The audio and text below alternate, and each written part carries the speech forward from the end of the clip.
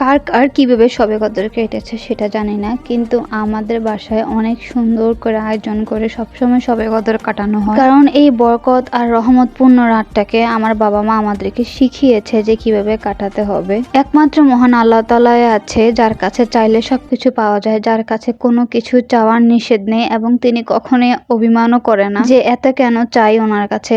আর মানুষের থেকেও আল্লাহকে খুশি করা অনেক ইজি, যেটা আমি আমার এতটুকু বয়স অন্তত শিখেছি। তো চলেন শেয়ার করি সেদিন শবে কদরের দিন ও রাতটা আমরা কিভাবে কাটিয়েছিলাম। অ্যাট ফার্স্টে দেখিয়ে দিচ্ছিলাম কিভাবে গরুর মাংসটা রান্না করা হয়েছে। এটা দিয়ে যেহেতু বিরিয়ানি মেক করা হবে তাই অনেক ময় মশলা দিয়ে রান্না করা হচ্ছে। শবে কদরে র্যান্ডমলি ইফতার না করে আমরা ভেবেছি যে কিছু একটা ভালো ইফতার করব। আর আমরা যেহেতু বিরিয়ানিটা খুব পছন্দ করি আমার আম্মুর হাতের, সো ভাবলাম যে সেদিন বিরিয়ানিটাই করা যাক।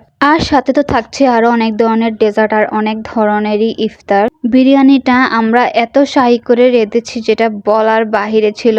টেস্ট তো অনেক ভালো ছিল, মানে রহমত যে রহমতি হয়েছে একদম, এত মজা লেগেছে খেতে। আর এটা ছিল ছড়া পিঠা, এটা আমার বাবা খুবই পছন্দ করে। আসলে আমার দাদি ছোটবেলা থেকেই আমার বাবা বা আমার চাচা জ্যাঠাদেরকে এটা খাইয়েছে নাকি শবে কদরে। সো আমার বাবা প্রায় আমার আম্মুর কাছে এই জিনিসটা আবদার করে যে যেন শবে কদরে এটা রেঁধে খাওয়ায়, যেহেতু আমার দাদির এটা একটা ট্রেডিশন।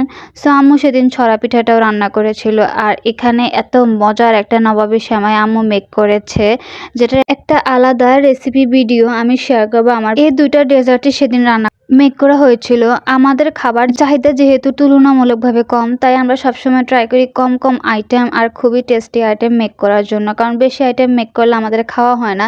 দেখা যায় যে এক বা দুই আইটেম খেয়ে আমরা একদম ফুলফিল হয়ে যাই, সো বাকিগুলো নষ্ট হয়। আর যেহেতু রমজান মাস আর অনেক খাবারও ওয়েস্ট হয়, তো আমরা চাই নাই যে এই জিনিসটা হওয়ার জন্য, তাই মিনিমাম এবং খুব কম কম জিনিস আমরা সেদিন ট্রাই করেছি। আর এগুলা কিন্তু গরুর মাংসটা হতেই করা হয়েছিল।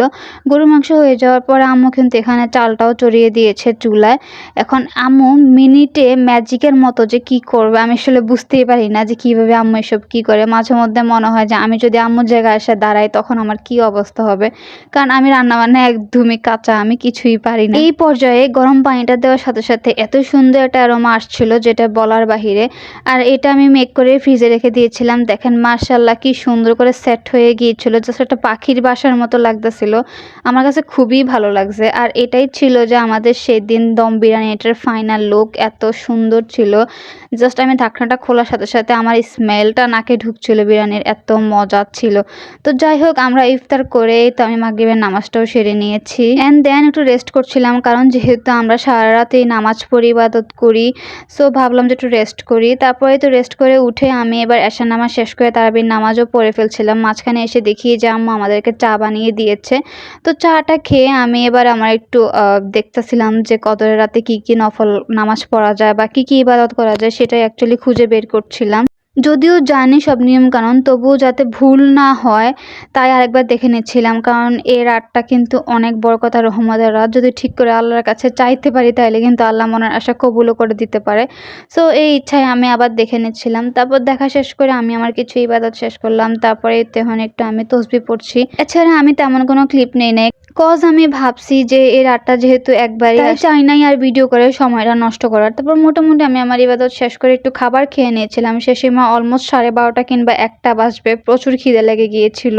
খাওয়া দাওয়া শেষ করে আমি একটু কোরআন শরীফ পড়ে নিয়েছিলাম।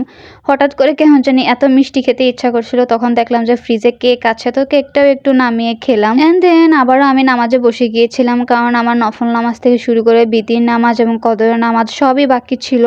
তারপরে এই তো শুরু করে দিলাম নামাজ। আর আমি একদমই ভুলে গিয়েছিলাম সেহারির ক্লিপ নিতে। সো আমি আর কি করব, পানি খাওয়ার সময় এই ক্লিপটা নিয়েছি। আর এই তো এটাই আমাদের ফজরের নামাজ ছিল। আল্লাহর অশেষ রহমতে সারা রাত ইবাদত করতে পেরেছি। জানি না আল্লাহ কতটুকু কবুল করবে, কিন্তু আমি চাই আল্লাহ যেন আমার সবটাই কবুল করে নেক। সো এই ছিল আমার শবে কদরের দিন এবং রাত। সবাই ভালো থাকবেন, সুস্থ থাকবেন। আল্লাহ হাফেজ।